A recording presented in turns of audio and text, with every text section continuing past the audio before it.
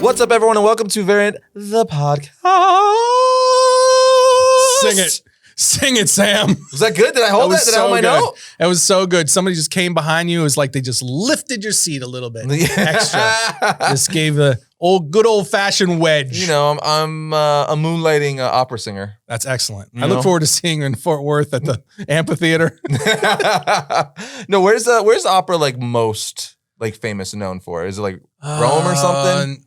Like in the world? Yeah, like where is like, you know, like Broadway's New York? Like where would you be like opera's this place? I'm not that big into opera, but I would probably say in the United States, New York.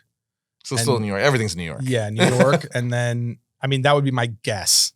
I'm going to get yelled at. Welcome People to like, you don't know anything. Shut up. We've been waiting Although for you. I can't imagine we have like this huge base of opera fans in the audience. I said that and like, I just called you uncultured. I apologize. You did. I apologize. But I'm speaking about myself. So I'm the uncultured one. I'm not going to impose that on anyone else. Yeah, I mean, opera's cool. I like Phantom of the Opera. It is. Phantom of the Opera's my jam. Phantom of the Opera is great, but that's like Broadway show. That's not opera. Just because it has the word opera in the name. The Phantom of the Opera is here inside your mind. Wow. Dramatic emphasis. Dramatic emphasis. All right, I'm done. This is going to keep going. I was just going to let it ride. Sing to me, my angel. Speaking of rides, right before we went on air, we were talking about, I just got a broad look last night. Taylor Swift's new tour. Taylor Swift's new tour, but at Epic Universe and Universal Studios. Yo. I'm going to bring it back to Taylor Swift later, though. I'm talking about Taylor Swift later. I have a confession, guys. We're bringing it back to that. I'm going to let you go first. You start first. Fine. T Swift is coming. Well, I guess we should tell you guys, we're actually here to talk about Ahsoka and a few other things. But I got to say this first because Epic Universe, Universal Studios, Orlando's new massive park that they're building that's supposed to open summer of 2025. Is it epic? It looks epic. It does look epic. Like it's a proper name. But does it look like a universe? It looks like a universe, epic and a universe. Is it Epic Universe? Bro. This park, so obviously they put out a bunch of stuff. You know, I'm catching up on it. I'm sure this is not news for a lot of people, but I just got my first look at like the actual interiors and where they're at in terms of the status of the park. And they've officially announced what the lands are in the park. Last I looked, there was still like dirt on the ground and stuff like that. They haven't even laid cement. No, they've been building them for a long time. So you see, there's like cement laid and everything like that? No, there's buildings. Like there's the rides, some of the rides are in place. Like I'm talking about roller coaster tracks, the whole bit. So they announced the 4 lands in this park are the Dark Universe, that's the speculated actual title of the land. That's the kind of going title for it. Which is Universal Monsters. It's themed around the Universal Monsters. Which is a favorite of mine. That by itself, like lights out, awesome, unique, right? But they've got another extension to the Wizarding World of Harry Potter. And they have officially announced that is going to be the Wizarding World Paris. So it's going to be the streets of Paris mixed with what is seeming like it's going to be a Ministry of Magic ride. Right. That is going to be kind of like the Tower of Terror in Hollywood Studios and Disney, where it's going to be an elevator-based kind of, I don't know what they call it. But they drop ride? The drop ride, but they call it something else because it goes up and down. An elevator ride. I don't remember. Anyway. What's Wonka's elevator that goes anywhere? Wonka's elevator. Sure, why not? Okay. Yeah. But they have How to Train Your Dragon as a land, and then Nintendo World. So those are the 4 main lands, and then they have like the center portion of the park has its own kind of theming with this massive roller coaster. How California just gets gypped in the sense that everything they build there, like the new Nintendo World or like Avengers Campus, is always like minuscule. Way smaller. It's just like... It's almost like a little footnote. And it's like, because nobody can buy any more land. It's all taken up and it costs $800 billion. That's why they have to hold on to I just coined that. The Haunted Mansion Nightmare Before Christmas theme. They only keep it there. Oh, yeah. It's like the only thing that's like, we got that. We got that. Guys, come see us, please. I know Disney World has literally... It's the original. Disney World has literally everything else. But we're the original. No, they have Disneyland. Well, no, both Disneyland and the California... This is really off topic, but bould parks, they have unique rides that they don't have in Orlando. But like, all I'm saying is, I said this to Cleo Thomas when we went to Disney for Cosmic Rewind. Mm-hmm. I was, because he's LA. He's LA. So he's like Disneyland. That was his first time at Disney World. And he was we were there with him. Yeah. Shocked. Yeah. I was like, well, It's like, that's why it's Disneyland. This is Disney World. Like 4 parks, massive. And there is some cool stuff that I'm not like knocking Disneyland, but like, Disneyland's amazing. It is, yeah. And it's the first one. It's Walt's original thing. That's what he completed. But Disney World is Disney World. Yeah, no, it's a totally different animal. It's huge. But Universal is catching up. And when they announced they were going to build this third park, it was like, whoa. And then you saw the scope and size of it. It was like, whoa. And then they announced what they were kind of doing with it, but they were being kind of vague at first. Now you see what they're actually making. Man, I am jacked to go to Orlando when that opens because 2025? It looks so unique. Summer of 2025. It looks so freaking unique. With just the stuff they're doing, the rides they're building, but the theming of the land, or the lands or whatever. But the Dark Universe alone, that's like so awesome. Nothing we've never in an amusement park. Like you've never really gotten anything that's built like that with attractions. I wonder one of the attractions looks like it's going to be like Dracula's castle. That's going to have a ride vehicle similar to if you've ever been on the Hidden Journey or Forbidden Journey, Harry Potter's Forbidden Journey in the Hogwarts Castle in the Wizarding World lands in those parks. It's going to be that type of a ride vehicle that takes you through whatever the castle or mansion is. Yeah. It looks freaking amazing. I was like excited because I love theme parks. I think both of us love theme parks. I love theme parks too. We both love theme parks. But it looks really unique and new. And there's a hotel being built inside the park. It'll cost you your first and second born child to stay there. But it's inside the park where you walk out the back and you're in the park, which is just freaking dope. I've never seen that before. I think that's a first. I can't think of one. Well, I mean, Disney kind of with a Galactic, but you're not in it. What was the name? I wouldn't even know the defunct freaking Galactic Cruiser. Yeah, I don't even know the freaking name. That's how it's like. Who cares? Was it even around a year? Did that close yet? Or sometime in September, I think is his last. Yeah, it's like $5,000 for 2 nights. It's like $5,000 for 2. Like. Even a 5-star hotel is not like $2,500 a night. Like unless you get like the sweet top of the line thing. It's like, who did they think they were? What are you doing? I wish I could say I was surprised. Dude. When we got our first look at it, we just got like a sneak peek of it. We were like, oh, what a cool concept. But that doesn't look like they're doing good things.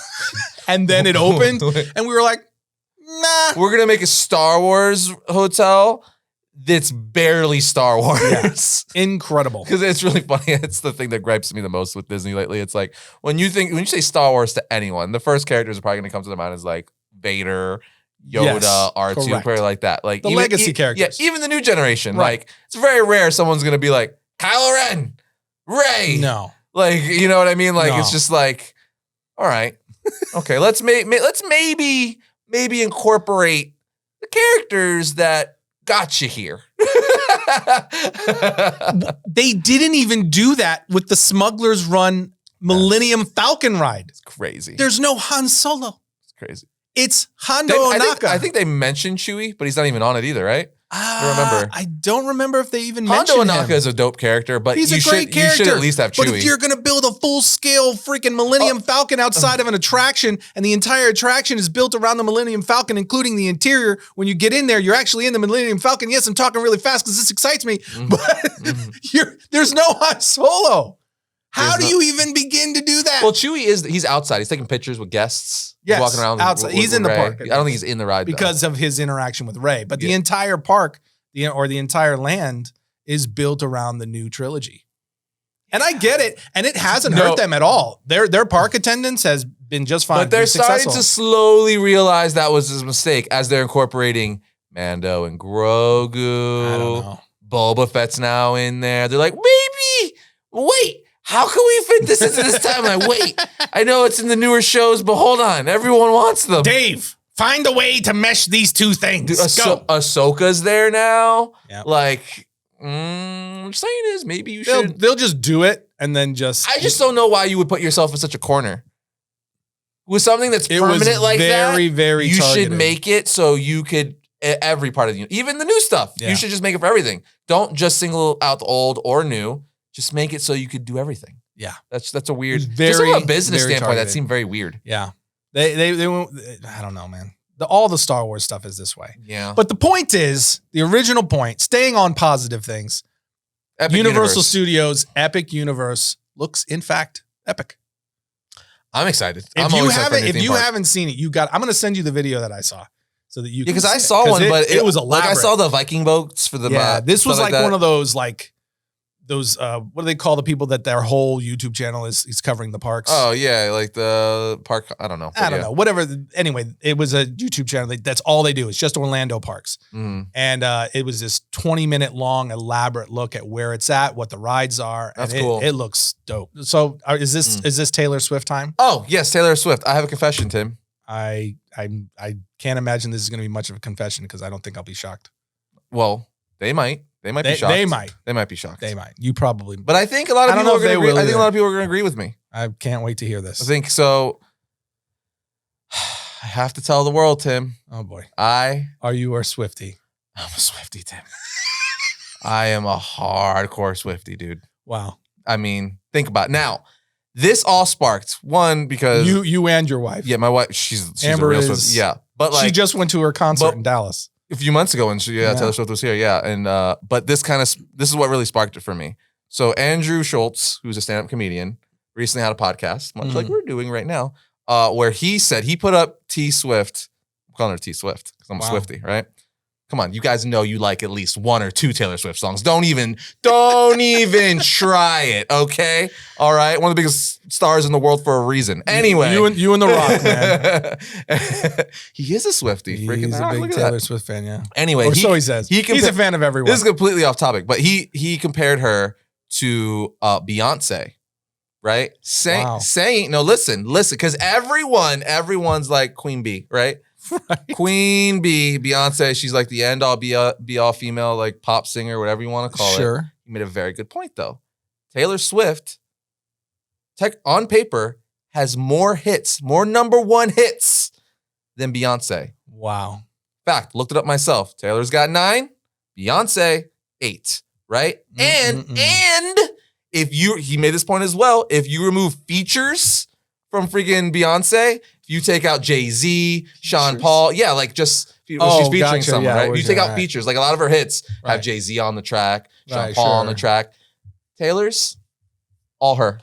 All Tay-Tay. She doesn't need Jay-Z to help her get to number one. Shoot. She doesn't need Sean Paul. She's freaking Taylor Swift. Wow. You know what she needs? Herself. Wow. And a guitar. I'm just saying. Does she still play the guitar? Yeah, she does. Okay. I'm just saying. She's because she started out country. She did, and then she went full pop. Slowly went to pop because she won every freaking award she could win for country. So it's like, what's left? That's what she's trying to do. She's trying to be like some sort of like Tiger Woods or like Michael Jordan. Yeah, he's like, I gotta go to baseball. I did everything I could do in basketball. I'm gonna go baseball. Yeah, but except the difference is he wasn't that great at baseball. She's killing it with pop.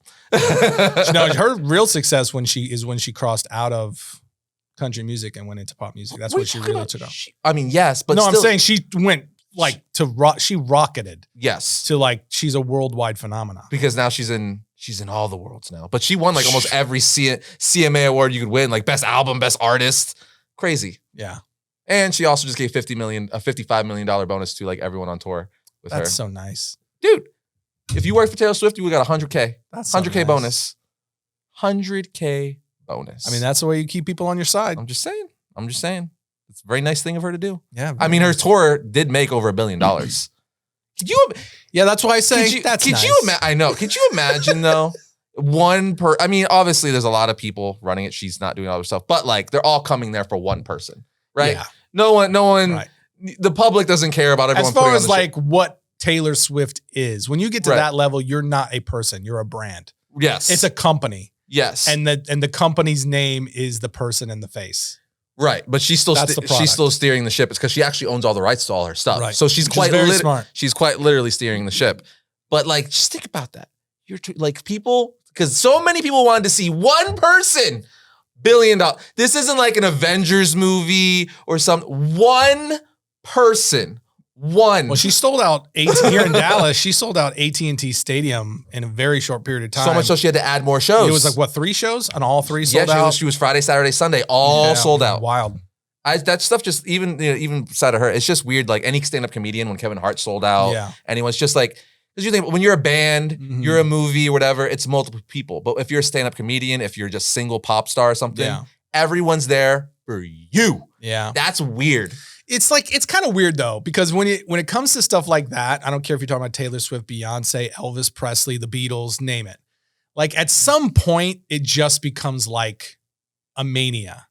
It's not necessarily just like, oh, her music. And, it becomes like this collective, like, we love this thing. Well, it becomes a monster. Yeah. And it just takes on a life of its own and it becomes a mania, like hive mind. And everybody, that's why if you say anything about Taylor Swift online, you better prepare yourself. You get assaulted. It's true, because I'm a Swifty now too. Yeah, it's true. Yeah. I'll get riled up. Talk about Taylor Swift. I'll be careful. I'll watch myself. People are like that about with Beyonce too. Although I will, on the flip side of that, the exact same. I will say, I'm not trying to discredit Beyonce in any way, but I do think she's overrated. I dropped that. Whoa. I dropped it. I might have to cut that out of the show. We can't afford that kind of heat. I know. I'm not saying she's not talented and stuff like that. I'm just saying Taylor Swift's better. That's what I'm saying. I'm just saying. Subjective facts. There we go. Subjective. No, who's got more hits? No, I'm just saying that's an actual that's different though. Success level, that's pretty comparable. 8 to 9. It's pretty comparable. I know. But also, that's all a subjective opinion. I mean, the hits isn't. She literally has more hits. No, but that's because Beyonce hasn't dropped another album yet. No features. No features. It's gonna be like Beyonce's gonna be like James Cam, and she's like, "Oh, you took the top spot. I'm dropping an album next week." Oh, the single ladies. Oh, the single ladies. Single ladies too. The sequel. Anyway, Tim. Yeah. So now that we've gotten that out of the way, and the whole world knows that Arris is a Swiftie. Yeah. God rest his soul. One day when you see me wearing a Taylor Swift shirt in an episode, you found out now. And if you see the blur mark over his shirt, you'll know. You don't like T Swift? Just blur it out. Oh my God. Just doing what are you confessing that you don't like Taylor Swift? Oh, I have no problem with Taylor Swift. Why would you blur her face? I couldn't tell you a single Taylor Swift song. Why would you opt to be like, we need to get rid of her face? This makes no sense to me. That would just be for you. Like if you would do that on the show, it would just be purely to make you mad. I'm trying to get you. How dare you? I'm trying to get you to say you don't like her. I'm not going to do it. I'm not going to step into those hot waters you tried to throw us into. I'm very curious to see the comment section here because there's going to be people who agree. There's going to be a lot of people going, why are we talking about Taylor Swift? That's a very good question. But why were we talking about aliens? Aliens is important. That's potentially world altering. I can't wait till we get more information on that so we can bring that back around. Oh. I saw someone I've been reading some stuff. I saw someone Photoshop a xenomorph skull on the Congress table. I was like, that's amazing. Yeah, that's good. But that's Tim, good. Ahsoka is out. We're back to Star Wars. Back to Star Wars. First 2 episodes, they had a 2-episode premiere. And can I talk about how I love that Disney finally was like, yeah, maybe we should release this at a normal hour and not put it live at 2 a.m. like in the United States. Yeah. Because it was 2 a.m.? Was it Eastern time? For Central, it was 2 a.m. Because I never did what you did. I never stayed up late to watch these shows. Yeah, I did that for some of the finales. Central, it was 2 a.m. and then whatever the difference would be for, Pacific or Eastern's like 2 hour change. You ain't keeping me up until 2, 3 o'clock in the morning. Dude, I had to for some of the the WandaVision finale. No. And there was one more. I think Boba Fett, because spoilers. Because that's the thing that sucked, because they would put it live at 2 a.m. and a lot of people would stay up. So that means the moment you wake up, 7, 8 o'clock in the morning, you check anything, it's already spoilers galore because it's already been out for 7 hours. That's why that's why Disney has so many people leaving Disney Plus, because they're like, screw you, you made me lose my sleep. So yeah, it was a good move to release it on their release, depending what time zone you're at. Yeah. For us, it's Central Time. It is 9 o'clock on Tuesday. Right. 10 o'clock Eastern, 9 o'clock Central. And 6 o'clock PST. So yeah. So I think that's weird, because just thinking, why would you release it it's such a weird time? I don't know. Either do it early, at 9 o'clock in the morning, or late at night, not in the AM. Something somewhere. Reasonable. Yeah. But I have a confession to make. Huh. I didn't watch it until 2 days later. Did you? Oh yeah, that makes sense. Yeah, I watched both episodes. You weren't that excited. Tuesday. You weren't that excited. I watched it Thursday. You weren't that excited, but I did want to see it. Right. But I was not you were jacked. Ahsoka's one of my favorite Star Wars characters. I love Ahsoka, but I have no faith in the people running Lucasfilm to make good Star Wars content. Well, the general consensus is because after Mandalorian season 3 broke me, because I was all about hey, Dave Filoni, Jon Favreau, they're doing some really great work, and that was true. Then Boba Fett happened, and we got a series that wasn't even about Boba Fett, and they made Boba Fett a pacifist. It was just weird. And then Mandalorian season 3 happened, and it was awful. And we got some of the craziest, weirdest Star Wars content in a hot minute. And I was like, okay. Oh, you think season 3 was awful all the way around? Okay, awful might be a strong word. I like season 3. It was not good. I would say it's obviously the weakest season. It was such a disappointment and a tick down, mostly because of the way that it changed, the tone of it, the pacing of it. It started to align itself with some other of the Marvel content that hasn't been good. And it made me just be like, come on, Jack Black and Lizzo? I have no comment. That was obviously the worst episode. It was so bad. But overall, I liked it. I liked the season 3. You liked the season. You would say I liked the season. I would say I liked the season. I didn't dislike the season. And because we got the you were tripping on mushrooms. We got some mythosaur action. The first was it the first or second episode? Like that whole beast freaking like Grievous looking creature that trapped Mando, and then the mythosaur elements were okay. Yeah, I liked how Grogu had to go get Bo-Katan and stuff like that. I thought that was cool. And then R5, they brought him back, which was cool. Yeah, there was a lot of deep cuts. Yeah, you're like, nah, I don't care. I don't care about that. It just was because a couple of cool things mushed into an overall not good season is just not enough. Why would you rank? Obviously, you would rank that as your least favorite season. So, what's your favorite season, 1 or 2? Oh, 1 for sure. 2 is pretty. I mean, 2 brought Luke back, man. Yeah, but the finale. No, finale was season 1. Yeah. Oh, the finale of season 1 was awesome too. Yes, but it still wasn't better than the finale of season 2 because then you're saying the Luke Skywalker's return was not as good as the season 1 finale. It's tough. No, it's. Are you? Bro. No. I'm saying the finale of season 2 was like insane. It was when so you good. saw that X-Wing, I was like, oh, yeah, it was so good. I don't know. And then they don't show him the slow burn. You at first you're like a hooded figure. Who is it? Could be anyone. And then you see the green lightsaber. You're like, it is, but you still can't confirm because you're like, lots of people have green lightsabers, and they find I'm too tarnished to answer this question right now. I haven't seen him in a hot minute, so maybe season 2. But the first 2 seasons were great. Anyway, I can say that definitively. Anyway, Ahsoka. The general consensus is don't try and diminish the fact that season 3. I'm saying season 3 was not good. Okay, I'm hurt about it. The season 3 ending was kind of like, so we're brought back to the beginning, I guess, a little bit. And the fact that they're trying to diminish freaking the Mandalorian Din. I'm so torn with that because get out of here, man. I want him to rule Mandalore and have the Darksaber. Yeah, like I'm just kind of like, get out of here. Like that's what I want. But at the same time, when you go back to Rebels and all that stuff, it makes sense that Bo-Katan would be the ruler of Mandalore. Sure. But for the show that we're watching, it was a dumb turn. Especially because Bo-Katan was not a major figure for the first 2 seasons. I mean, she was huge in Rebels and she was. But that doesn't mean she needs to be huge in this. The show is about Din. Rebels, Clone Wars, yeah, I don't know, but it just when you have the Darksaber, she's so closely tied to it.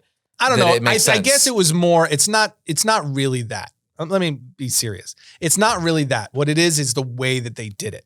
It was abrupt. Like the show, this is what you're watching the show for. They kind of set a pace. They set this character. I did like, and then it just all of a sudden it feels like they're ripping the carpet out from under you. And this character's not the main character. She's the main character, and they did it in like less than a season. I really did like though how they made, like, for me at least, I never knew if she was gonna turn on Din or not, like on Mando. Like it felt like, is she truly have good intent, or is she trying to? I was hoping that was going to be turn on him or steal the Darksaber. Like I think they played that very well. Where it was not me. There was tension. I actually thought the opposite. I was hoping that was going to be the case, but I knew it wasn't because I knew they were never going to make her a villain. You didn't think so? I was hoping that was going to be the case because that would have been more compelling.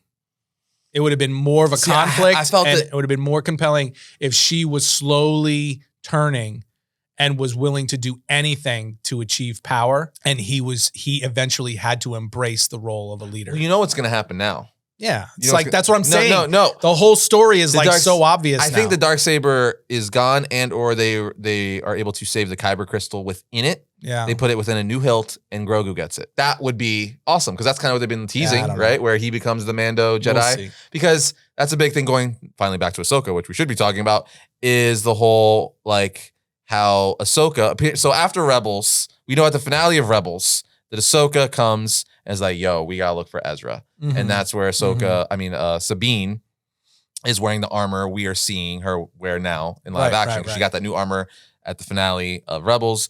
And then, they went off, and Sabine became the apprentice of Ahsoka. Right. And they're alluding to that in the first 2 episodes here, and I'm sure in this season, to where she was training her. Ahsoka was training her to be a Jedi. She was, the Padawan to Ahsoka. Something happened, a bunch of girl drama, and then...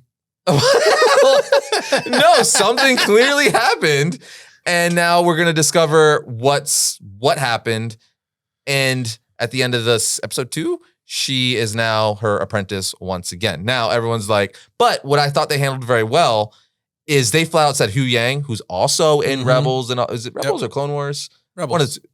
Hu Yang. I thought it was Rebels. Hu Yang. I don't know. They blend together for me. Yeah. Rebels or Clone Wars are both not. Anyway, he's from the animated Star Wars stuff. Is now first time in live action here, and he flat out told Sabine in episode 2 that, like, yeah, you're like the worst Force user I've ever seen, and I've like her aptitude for the Force was, and I've seen hundreds of Padawans. So like, I don't think she's gonna be a Jedi. I think it would be smart. I hope that's true. I mean, they could, but I think it would be smart to play on the fact that, like, Kanan was trying to make her a Jedi. Now Ahsoka's trying to make her a Jedi, or at least, Force sensitive, and it's just not happening. And she reverts back to her roots being a Mandalorian. I think that's smart because they set that up. So that would be fun. And then only for later on Grogu, because if they did, she would be the first Jedi Mandalorian and not Grogu. Yeah. So it'd be interesting. Although, again, to be fair, she existed way before Grogu, and Kanan was training her way before Grogu existed, because Rebels is around before Mandalorian. Right. Yeah. So I think that's interesting, and I'm very curious. Being a big fan of Rebels, seeing how it all plays out, because it's Rebels season 5 now. Do you like Clone Wars or Rebels better? That's really, really tough, but I will say Clone Wars a little more. Okay. I will say Rebels had the better cohesive story, where Clone Wars was a little more all over the place. Especially by season 7 because of the gap. Yeah, there was, because the funny thing about Clone Wars, which a lot of people who are diehard Star Wars fans know, is the way George Lucas, he released them out of order. Right. So if you want to watch them chronologically, there's actually lists online where you could watch them chronologically, and it's like you have to go from season 2, then to season 1, and then you have to jump around if you want to watch them in order chronologically. Right. So, but Rebels did a much better job of being one linear story. And it was just good. All the characters are great. Okay, so now that Rebels has transitioned into now Ahsoka, because it's absolutely a continuation of Rebels. So did Ahsoka, the first 2 episodes of Ahsoka, meet your expectations, exceed, fall short? Fell a little short. I agree with you, and I'm sure other people. I think the common complaint, which is one of mine, is it does feel slow at times, and everything they did in 2 episodes, they could have easily done in 1. Mm-hmm. Like the way episode 2 ended is how episode 1 should have ended. 15 minutes.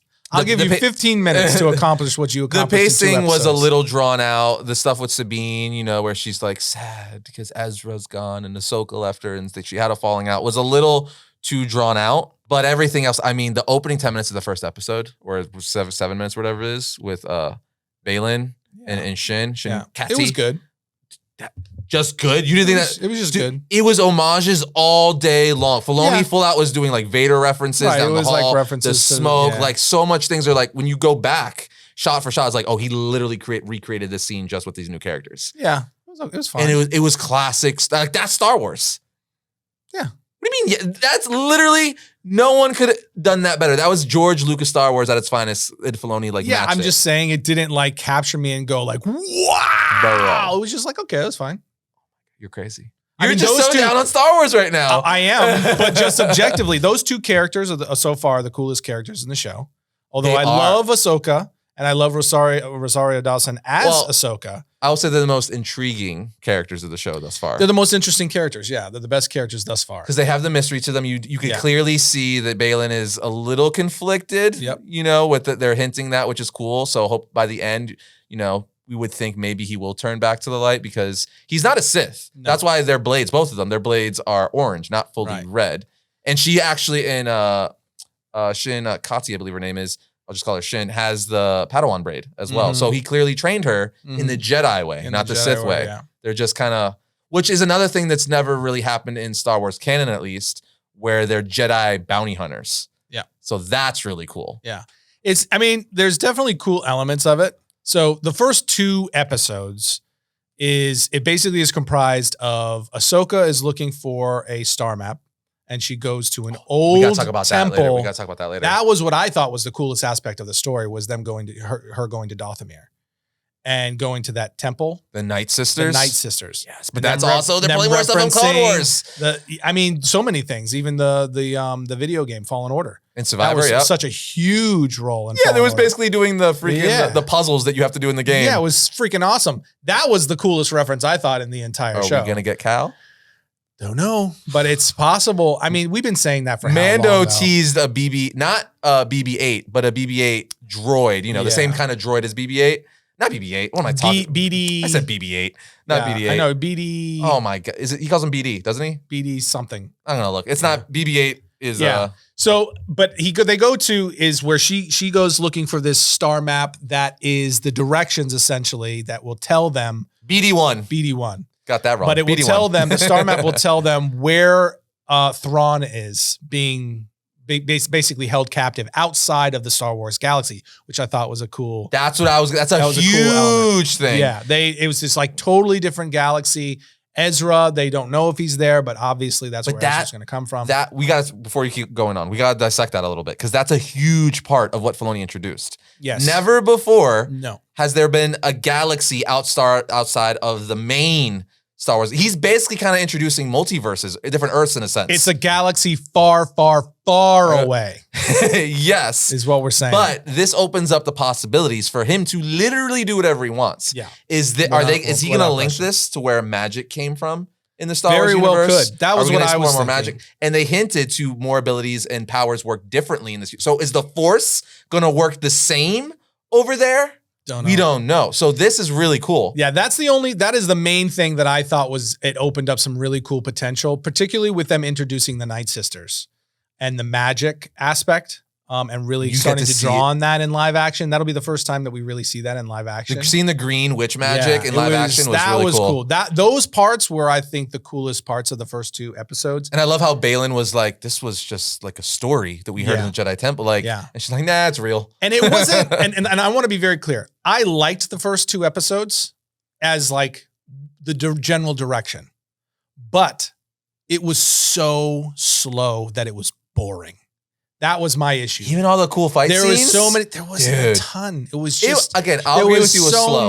There was so many just moments where we were watching people stare at each other or stare into the camera or stare off into the distance, smoldering, smirking, or just looking at each other with like dramatic, like, I'm not talking to you.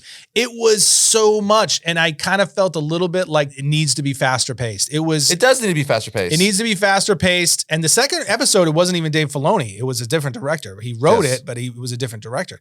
But the pacing stayed the same throughout both. And I'm telling you, there was parts where I was like, please stop staring at each other or staring at things. I thought Filoni was going to direct all the episodes, so I guess that's wrong. Yeah, no. I know he wrote the whole series. Yeah. No, I agree that it needs to be faster paced. It didn't bother me as much, but like I said a bit ago, all the major beats should have been one episode to catch everyone Everything that happened I said 15 minutes as a joke. Everything that happened in the first 2 episodes could have been one easily. Yeah, they took a lot of time. I'm wondering why if they did that to catch people up who haven't watched Rebels, maybe to kind of explain things better. Honestly, the thing that dragged out the most was the Sabine, the introduction of Sabine, the live action version of Sabine Wren, and some of her just solitary like moments. And then the interactions between Ahsoka and Sabine when they came back together. It's just way too drawn out. I will say one of the things that bothered me too is I felt like Ahsoka's demeanor was a little different. So different. Like, right? It felt like Rosario Dawson. It felt like a did she feel more moody? Drama. More moody in here that she appeared in The Mandalorian. It was like what do they call it? Emo. It was like emo Ahsoka. Yeah, that's the one vibe I was picking. I'm like, she feels not like she should, like not Ahsoka right now. Like she seems too like downtrodden or just moody. Like, I mean, this is definitely jaded Ahsoka. Yeah. And I get that. Yeah. It's just, again, it was just, they prolonged the beats too long. And they did it too many times so that it just made both episodes for me really drag. And so it took away from some of the cooler elements that they were doing because I was like, wow, that's cool.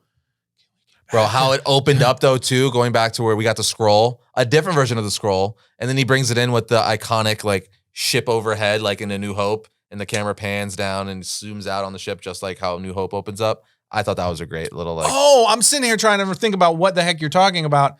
You're talking about the opening scroll. Yeah, we got the scroll. You said scroll, and my brain immediately went to scrolls. Oh no, scroll! And I'm like, Star Wars, the scroll. Scrolls. It was interesting that he did it too, where it was like flat on the screen. It wasn't like going back in the distance, and it was red. That was actually one of the things that stood out to me. Is everything was red.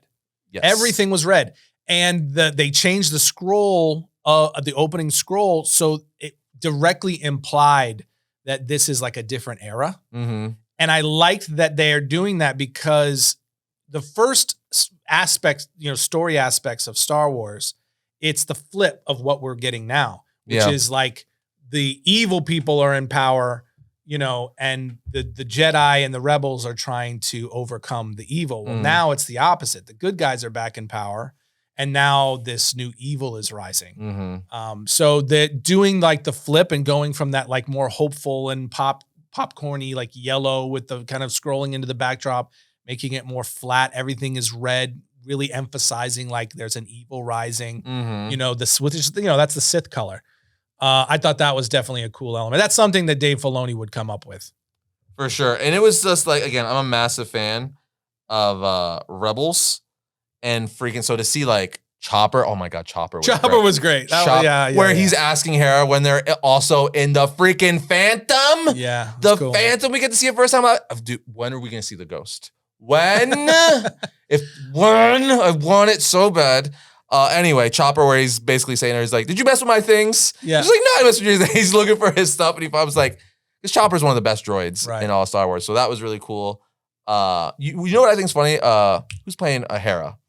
What's it? Elizabeth Winstead? I believe it's Elizabeth. Is that her name? I believe it's Is that Elizabeth Winstead? Yeah, it is Elizabeth Winstead. I didn't look who it was, but I was like, she looks familiar, and I can't. Wow, because she's all, she's like all makeup up. Yeah, was it blue? She's green. She's green. Yeah. You know who her husband is, though, right? Colorblind. Do you know who her husband is? No. Ewan McGregor. Oh, is it really? She's married to Ewan McGregor. Oh, so her husband's Obi-Wan and she's now Hera. Oh, wow, so I thought that was really funny. It's got to be like, hey, I want to be a Star Wars character too. He's like, let me make a call. That's funny. I didn't know that. No, but she's Hera. So it's really cool. So we almost saw the whole gang live action in this episode. Very early. So you got Hera, you got Chopper, you got Sabine, obviously Mr. Krabs Ahsoka. playing the mayor. Yeah, Ahsoka. Ezra, you've seen a hologram. So we saw Zeb in Mando. Was it Mando? They're bleeding together for me. Dude, I don't know. I believe Zeb was in Mando briefly. And the only character from Rebels we have not even got a glimpse of live action yet is Kanan, which I think. Well, Ezra. I mean, you saw him hologram. That's what I said. You haven't seen him in hologram. person. Yeah, but like, he was talking. He's there. I guess. We haven't seen Kanan in live action yet. No. And obviously that's because. Cal. He's not Rebels though. But obviously that's because he's dead. He died. Spoiler, but the series is like so many years old. I wonder if we'll get flashbacks. That's what I was going to. I wonder if we'll get flashbacks eventually, because like Freddie Prinze Jr. Played him or voiced him. So like you could totally get him back to play all that would and be he would be chomping at the bit to do it. That would be so much fan service to especially do a flashback. After that famous rant of his. Oh yeah, that was actually a hilarious rant. So I would love to see that, because we already know we're gonna get young Ahsoka flashback because they've cast her. So that we already know Hayden Christensen has been cast to be. I didn't know that. Oh, you didn't know that? Yeah, he's been cast. Why are you spoiling stuff? So we're either gonna get a Vader cameo, or we're gonna get an Anakin flashback cameo. I think, please God, please, it's Filoni. Please. He has to, because he's Mr. Clone Wars and Rebels. Give us Hayden Christensen in his Clone Wars armor in a flashback with a young Padawan live action Ahsoka. Ooh, it tastes so good, Tim. It tastes so good. How many episodes do we get? 8. We got 6 more left. Or. I am not. You are not getting my hopes up, Quinones. Tim, or you know how she fought Vader in Rebels. What if somehow there's another interaction with them with him as Vader and her, or they even recreate that scene live action with Hayden Christensen. Oh my. I'm not going to do it. Could you? No, not doing it. Oh man. You're not getting my hopes up. It's not going to happen. Because this is what we did with Obi-Wan, and Obi-Wan almost killed me. So no, I'll agree. I will not get my hopes up for anything other than Obi-Wan. It's gonna be Obi-Wan. And then if it surprises me, it surprises Obi-Wan was a letdown. I don't know why they bait and switched us being like greatest rematch of the century, but it's all about baby Leia and Reva. Okay, it was such a disappointment. Final fight was cool. I will say that the final fight still was cool. There was still even that was disappointing. There were several cool things you could take out of the series as a whole. They bait and switched us. That's all I'll say. Anyway, Clone Wars Anakin with Padawan Ahsoka live action. I was hoping cool in Obi-Wan when we got flashbacks of Ewan with Anakin that we were going to see them in their Clone Wars armor. Right. We didn't. No. One Anakin is freaking Clone Wars armor. I got the action figure hanging in my office. We'll see what happens. I'm not going to get my hopes up. God. The show definitely has elements, and it gives you reason to. Oh, the person who plays Morgan. Oh yeah, Lady Morgan. Mm-hmm. That was my other critique of this, is that a lot of the performances, and it kind of goes to what we were talking about, kind of like this is like emo Ahsoka, is the performance just kind of feel over the top. And I don't know if that's the directing. I don't know. I just don't know what's driving it, but the performances felt a little over the top as well, in addition to the pacing. So but it has enough cool elements if it levels out and they introduce, which it's Filoni. So dude, he could definitely, if anybody will do it, if anybody will introduce some cool new lore and reintroduce and bring back some really awesome moments in live action and give it to the fans, Filoni is one of those people that would do it. So there's reason to be optimistic, but I'm not going to get my hopes up. I mean, I enjoyed the first 2 episodes. I think it's the best thing we've gotten since Mando season 2. It's better. I mean, that's not much of a bar. I can't judge it really as we've only gotten 2 episodes. So I don't want to make that. I'll take that back. Yeah. I don't want to say that statement because it could get a lot better. It can get worse. Right. I will say that off the first 2 episodes, if it stays the course, it doesn't get any better or worse, it'll probably still be the best thing we've gotten since Mando season 2. Yeah, but again, that's just not much of a bar. I mean, that's a low bar to clear. I mean, because you got Boba Fett. Yeah. Season 3 of Mandalorian and Obi-Wan. See, season 3 of Mandalorian is the one. I mean, we're not counting the animated stuff. So like Bad Batch. Oh, but Bad Batch is so good. I'm only going to count the live action. You know what I would say that we never talked about because the podcast was on hiatus at the time is Vision season 2. I never saw it. I haven't watched it. It wasn't as good as season 1 in my opinion. Yeah, I have not watched it. I was late watching season 1 though too. But season 1 was really good. But I haven't seen. There's several. It's kind of like, you know, with any. I didn't think it looked nearly as good as the first one. Yeah, it wasn't. There was some good ones, but like I would say the majority were not as good as season 1. Yeah, but. Anyway, overall, I really like how it's just season 5 of Rebels. Everything's connecting. It's very interesting and kind of cool that he's, instead of just, because they could have easily just done Rebels season 5 animated to continue it. But I like, and it's kind of, you know, innovative in a sense to pick up a very fan-loved and established series, animated series, but continue it live action. Sure. Because it literally is season 5. Yeah. You're picking up exactly where it left off. Although the one filler episode that Dave Filoni did from season 2, that's another thing. Season 2 of Mando had freaking Ahsoka. Introduced Ahsoka. Yeah. I think season 2 might be better than season 1, man. You got Ahsoka, introduction of Ahsoka. That episode was glorious. I mean, and then the finale with Luke. Looking back, okay, the season 2 might be better than season 1. I can't remember. I'd have to go back and rewatch. It also introduced Bo-Katan too. Oh no, season 2 is better. It's all coming back now. Season 2 is better. Yeah, for sure. Probably. You're ringing bells. The Boba Fett episode when he comes out and is mowing down storms. It's season 2. Season 2. No, I stand corrected. Season 2 is better than season 1. But what was I saying?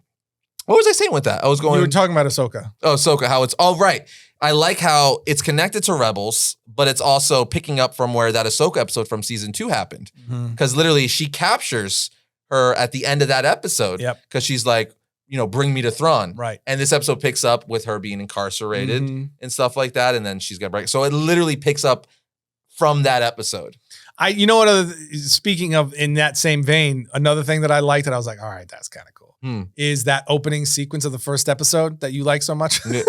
The one really cool thing where I was like, all right, that you hate so much. I didn't hate it. I liked it. It was just like, okay. But the coolest part of it was the callback where he says, I'm no Jedi. Yes. And that's the callback to the Rebels episode where Ahsoka says that to Vader. Yes. And, because Vader says that's not the Jedi way or whatever. And she's like, I'm no Jedi. I thought that was a very cool callback. That was very Filoni. Which, that's another thing. Is Filoni, because it's kind of, they're slowly alluding to it. We'll see as the season progresses. Is he, going to bring her back to the Force? Is she going to be a Jedi by the end of the series again?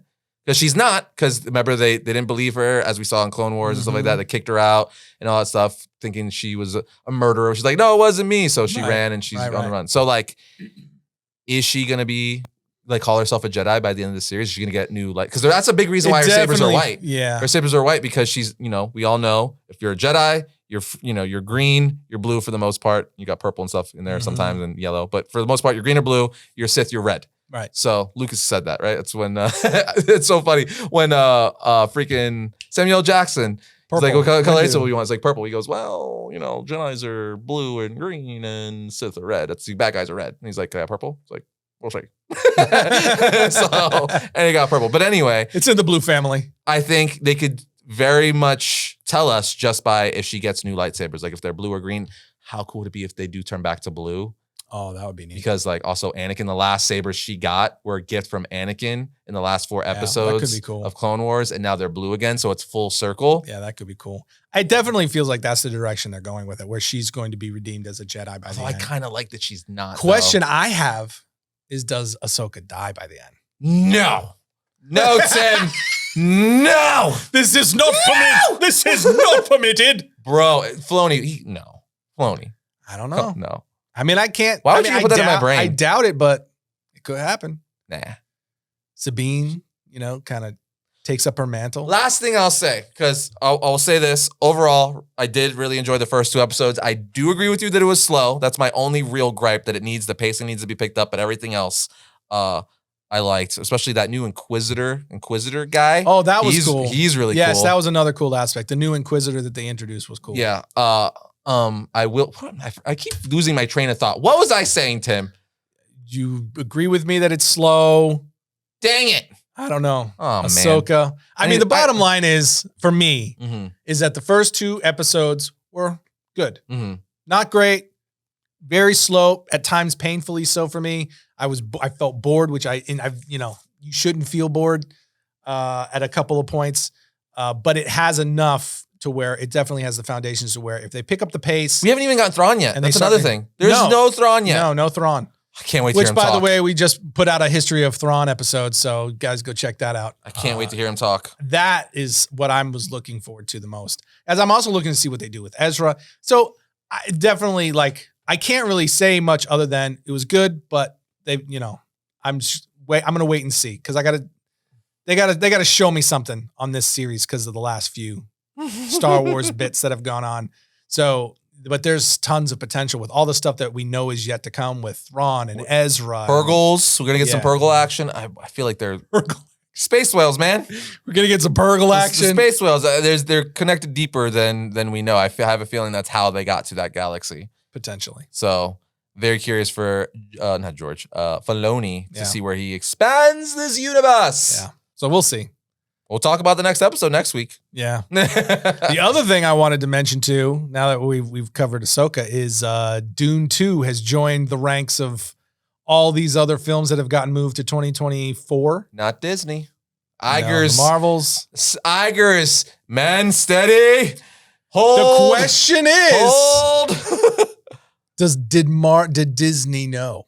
Disney know what? Did Disney know that this whole situation was coming? Because they pushed most of their slate up in mid-June. Did Disney know and preempt? Because Bob Iger has been the one who's made the most comments about AI. Disney's making big moves towards AI. That's what I'm saying. He's holding steady. He's like, nah, we don't need you. Freaking guy. These studios. Freaking guy. These studios know what they're doing. He's like, hey, we can still make these movies without you. We got the alien AI. I know it. I'm one myself. I'm not a real guy. Dude. He's saying it just like a New Yorker. Yeah, just like that. I'm not a real guy. He's going on CNBC. I'm not even really Baba Gahi. I'm an alien, okay? Artificial intelligence incarnate. All right? You want a New York slice? You want a Stromboli? I would take a good New York slice. You want Stromboli? How about some New York water bagel? Essa Bagel in New York. Bagels. If you ever had Essa Bagel in New York, that's the one. That's the one. But yeah, I stand by it. I think the studios would never have allowed the strikes to get to this point unless they had a reason for it. I stand by it. All I'm saying is Marvel's is getting pushed up, and we're going to see it quicker. Are you excited, Tim? Oh, stoked. You excited for the Marvels? Stoked. Please move up Aquaman 2. We got to see Aquaman as well. Let's do a double Let's feature. just roll them out at the same time. Let's get this done. For the love. Oh, and man. Do you think Warner Brothers is going to push that out? What's your vote on that? I say just let it go. Just let it freaking go. They just dump it. For sure. Because then you're just prolonging it because it's probably not going to do well. Because if Blue Beetle, which is actually a good film, is not doing well at the box office. What is that? Where's it at now? After its second weekend. I don't know. Did you look? No, I didn't. I feel so. That's another thing. Go see Blue Beetle. Go see Blue Beetle. Go see Blue Beetle. It is a good film. Okay? Stop. I know everyone's, got the freaking the heebie-jeebies from DC and Warner Brothers because of The Flash, because of Fury of the Gods, and not knowing what day it is over there. But Blue Beetle's a good film. It's a good standalone film, and they left it open enough to where they could tie it in later. They did. What is it at? Well, it's Friday. It's at 52 million worldwide. 33 million. Flash in the opening States. Weekend made that. And Flash Flash was originally a $200 million loss. It is being reported now it is a $300 million loss, which is, man, woof. Yeah, that's tough, dude. Woof. That is tough. Going into its second weekend, man. I'm curious to see where it goes. But yeah, you're dead on. If Blue Beetle, which is actually a fun movie, does that Warner Brothers has to know. They have to know. I just saw another thing that James Gunn is working on immensely detailed or extremely detailed blueprint for his universe going forward. So maybe he had to, because he's they got to do something to excite the fan base. He's the CEO of DC. So you got to look at it this way, because I'm a little really James Gunn. You said it was connected with the Flash, and it really wasn't. But putting myself in his shoes, he's the head of the studio. He's the co-head of the studio, right? So he cannot talk badly about things that are under his watch. No, he was commissioned to do exactly what he did. Had to hype it up. Literally, they're paying him the $1 million to do that. So he can't be like, this movie doesn't really matter, don't see it. But at the same time, he didn't have to say it was connected. He could have just said it's a good film. He didn't have to be like it's connected, okay? That I'm still bitter, James, okay? Still freaking bitter with that. Anyway, so he's trying. At this point, though, with these movies all tanking the way that they are, he has to save face. Yeah, just freaking come out and say it. Hey, these movies are the old regime. We got new. This is not going to be connected. Just come out and say it. But if that's what you're doing. But at that level, he's got shareholders and all that stuff. He can't. Dude, the shareholders know. Everybody knows. But at that level, it's all politics. It's all politics, dude. I don't need seriously. At this point, if that in fact is what they're doing, they are really going to separate them. At this point, if you're still not realizing hey, let's come out and let's focus. This is done. Let's focus on finding things that excite the fan base. If you don't realize that at this point, I don't know. I can't help you. I mean, it's true. I can't argue that because I agree wholeheartedly. They should have just pulled the Band-Aid, said, look, these films, they're great. However, they will not be connected to our universes going forward, blah, blah, blah. Even though it seems like he wants to use Blue Beetle. Should just rip the freaking Band-Aid. And then you could yes. Later on, use Blue Beetle if you want to. Be like, multiverse, he's back in, but do that on the back end, not up front. Yeah. You know what I'm saying? I don't know. Because it would quite literally be like what they're doing now. Being like, George Clooney's in here, multiverse. That's how they explain it. Oh, Keaton, multiverse. Do it in the back end. Just say it's a total reset so we know, and then bring Blue Beetle back later after the fact and do it that way. And I would even add this. Don't announce James Gunn and Peter Safran and the new initiative until after the remaining movies have dropped. Once those have come out, then you announce the new regime, because they could have done all that in the background and just quietly just started to move things into position and say nothing. You know what's crazy? Nothing. Wait until the last movies came out and then say, this was the old, this is the new, and this is the future of DC. You know what's crazy? What's crazy to me? We're not getting anything new from the DCU now, DC Studios, until probably like 2025, 2026. Outside of Aquaman. That doesn't, no, under James, like. Oh, the DCU. Yeah, DCU, like since James Gunn has been put in charge because of the strikes with everything going on right now. That was why I brought up Dune 2. We're not getting Dune 2 until like spring, late spring, or early spring rather, of 2024. And that's if it stays there. Don't worry. We'll be getting our Disney Plus Marvel shows because Iger's going to be using AI. So it'll be fine. He's actually literally building his team right now. Like that's not even a joke. I will say this. You watch. It's going to start coming out that all the studios are doing that. They're all building massive AI departments. That's what, in my opinion, there's a good chance that's what this is all about. See, James Cameron told us. He did. He told us. He did. We're not listening. Because you would never, ever, and I said this weeks ago. The machines will rise. You would not allow these strikes, which are crippling for the entire industry, to happen after the events that just occurred that we're still trying to get out of from 2020 to 2022. The movie industry would never have allowed it to come to this so soon after that, while they're still reeling from the impacts of those years and what went on. You would never have allowed it unless you did it with intention. And then tell us aliens are real on top of it. Yeah, while telling us aliens are real. There's just, I do not see how anyone with any business sense, and these are like titans of industry that are running these studios, that none of them were like, we can't let this happen. I hear the states are starting to get involved because like, hey guys, hey, now you're starting to affect our revenue. It's global. Yeah. It's a global industry. That's what I'm saying. So that's what I'm saying. Like you would never, ever, and the theaters, like think about what this is going to do to the theaters. It's barely hanging on as it is. Like, and the fact that, and I find it too coincidental that it's also coinciding with the same time. Now you're Rudy from Blue Beetle. Whatever. They're listening to us. I find it too coincidental that it's coinciding with all of these streaming services struggling. Because if the theaters take another hit, everything's going to have to go to streaming. Did you see Max like a week or two ago? They announced I don't know if they announced, but it leaked or whatever. They lost like 10 million subscribers or something stupid. Who? Max, HBO. Oh, no. Max, they lost like millions. I don't want to give the exact quote because I don't know, but I know it's millions. Disney Plus is going through the same thing. Maybe stop raising your prices. Dude. It's wild. Leave it alone. And now you've got Disney has to buy the remainder of Hulu. I mean, that's a whole other can of worms. That's going to cost them upward, $9-10+ billion here in the next few months. So it's like all these things are happening simultaneously. I don't like the smell of it. I don't know. We're not getting, but 2024, we're not going to have much new content at all. Yeah. A lot of it is going to hinge on when do the strikes end. If the strikes end soon. Are they though? But there's no sign of that. There's people saying that this is going to go way, people that are in part of the unions are saying this could go well into 2024. See, I actually saw this on, again, Cleo Thomas posted it on one of his Instagram posts, I believe, or TikTok, or both, that in The Dark Knight Returns, Part 1, the animated movie, in that movie, there's a news anchor saying that the writer's strike has been going on for 4 years now. In that film. Jeez. In that film.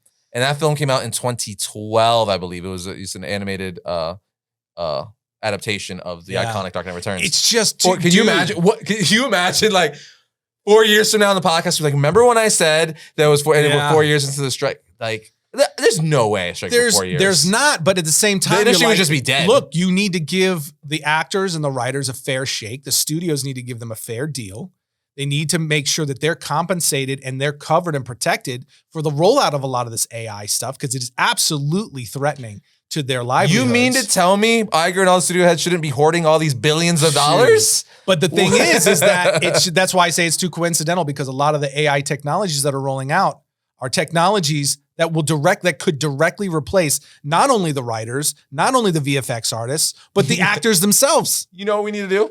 We need to make AI studio heads. See how you freaking like it. All right? If AI can replace actors and art, you go. They run a dang company too. Run the companies. Exactly. We actually might be better off if the AI runs the companies and just lets the humans do the work. Freaking. Yeah. That's not true. No, I retract that immediately. Cameron told us.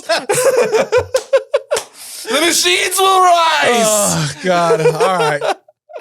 I think that should wrap us up for today. I think we're good. Dude, I just hope everybody involved this is the last thing I'm going to say. It wasn't enough that, the 2020 pandemic shut everything down. We were this last year, just got back to like basically 100% normal as far as rollout with like, film, jobs, everything's like, okay. Yeah. And then they're like, you know what? I know you just got movies and we're finally getting the movies we were supposed to get in like 2021. They're finally coming out now, 2023. We're going to put a pause on that again. Let's go ahead and shut it down. Because we don't want to give you our money because we're greedy bastards. So we're going to just stop all that. I'm telling you, man. It's like, why would you do that? It doesn't make sense. But hey, maybe it's just me. I just hope, and this is what I was going to say. How many billions does one need, Tim? How many billions? I would take one. One would be fine. Like, realistically. I would do a lot of good with it. I promise you I would. It's like no one on this earth even needs 1 billion. What are you going to do with $1 billion? I could do some things with $1 billion. You could, but what I'm saying is you don't need, like, listen, you don't need that. No one needs that. Is that a challenge? Because I'll show you. Hey, man, if you're going to throw something this way, come on. I would. That's what I'm saying, because at that point, all right. You would run out of things to do with $1 billion. These billionaires are so damn bored because they have so much money. They're like, let's go to space. That seems fun. I got nothing else to do with my money. Might as well build my own rockets. Like, that's why they're focused on global domination. You're so detached from society when you're like, literally, I have to leave this earth to do something different. Holy hell, if that doesn't put it in perspective, I don't know what does. Yeah. I'm going to go to Mars. It's like, but yeah, what I was going to say is I just hope that everybody on both sides of the table on all of these strikes, they come to a good, healthy compromise and they do it quickly. And whatever this is, ultimately in the end, it benefits everybody, especially in my view, all the people that work in the industry around the world who depend on this for a livelihood. Yeah. Because there is a lot of people that are, we talk about it. You've heard some of these people that run SAG. Sean Astin actually is he's one of the board members at SAG. And he was saying, and I totally agree. He's just like, when you think of like Hollywood, you just think of all the celebrities' faces that you're used to, but that is such a small fraction of the actual industry. That's like the cream of the crop. That's like the top. Yeah, that's the like top 5%, smallest percent. The majority of the people that are in that industry, they live paycheck to paycheck, just like most of the rest of the country, and they depend on those jobs to pay their mortgages, put food on their kids' table. Even actors, because when you think of like actors, like, oh, so why does Tom Cruise need more money? It's like no. Like you're part of SAG if you do commercials, even if you do like local shows and stuff. Like it's like anything like that. Yeah. So it's not just like Tom Cruise and those people clearly don't need money. It's for everyone else. Right. And it's also the industries, because when you have an industry shutdown now, it's all the different companies that cater to the film industry. Did you see Sean Gunn? Because he was actually Sean Gunn, James Gunn's brother. Right. Who's, he appears in the Guardians films, all that stuff like that. He was also on Gilmore Girls for years. He was one of the characters. Oh, yeah. But several years ago, Netflix acquired the rights to stream Gilmore Girls, right? So it's into syndication on Netflix. His royalties are like nothing. It was pennies. It was so popular on Netflix that years after the fact this show was ended, they revived it and gave it a new series, a new season exclusive on Netflix. Point is, it made that series streaming and the new one they made for Netflix made them a crap ton of money, and he got nothing. So it's like they take all these millions and billions, and the people who are literally the reason why these shows exist, because they're the faces of it, or they're the people shooting it and actually creating it, get nothing. I understand. Or like scraps. Yeah. I understand why the streaming services can't afford to pay the actors every time it's streamed. Yeah. I understand that, But there's definitely a compromise to be For made. sure. There's something you could think of. Yeah, absolutely. Like there's for a compromise. every so even many if it's a flat fee per year or something or a to that tier, effect. like yes. for every 50,000 views or something, you get this. Exactly. Yeah. There's absolutely compromises to be had, and I just hope that they find it and it benefits the working people. Just greedy people annoy me. Because again, always. What do you need? What do you need? It's like some of the comic book collectors where they snag all of those 1 in 25 variants. It's like, I get it. Aftermarket, I do it too. I understand. But like, really? Yeah. Like, really? Yeah. I mean, you know me. I try to be very objective when it comes to that, because I know that there are business realities. There are absolute business realities, and a lot of times people don't understand all those business realities. Yeah. And so we kind of just blanket shout at people and say, oh, you got all this money. And that's not necessarily the case in all occasions. But in this instance, regardless of what anyone thinks, the studios have been making enough. They've been making money, and they cannot. They have to come to a deal, particularly that protects performers from the direction of technology. Not just performers, honestly, it's everyone. Because the technology is going in such a direction, whereas like I said before, it's a direct threat to people's entire way of life. So, all of that needs to be protected, and all the direction of streaming services and all that stuff, it all needs to be addressed. Yeah. In a much more fair way. And it's also like, maybe while people are saying they're literally going paycheck to paycheck, you shouldn't have your interview on your ranch somewhere. Well, it wasn't on his ranch. I mean, it was kind of worse than that. Yeah. He was in Sun Valley. He was at a retreat for billionaires, like tech. There we go. You made it. There it is. Where they kind of get together and wheel and deal and stuff like that. So it was a little bit worse than that. you're like, no, it's much more worse than what you just said. It's a little bit worse. Anyway, whatever. That brings today's podcast to a close. Yeah. In conclusion, don't be greedy. Don't be greedy. And we liked Ahsoka. It was all right. It could be good. It could be good. It is good. I clearly liked it more than you. Anyway, get ready for Skynet. Oh yes, get ready for Skynet.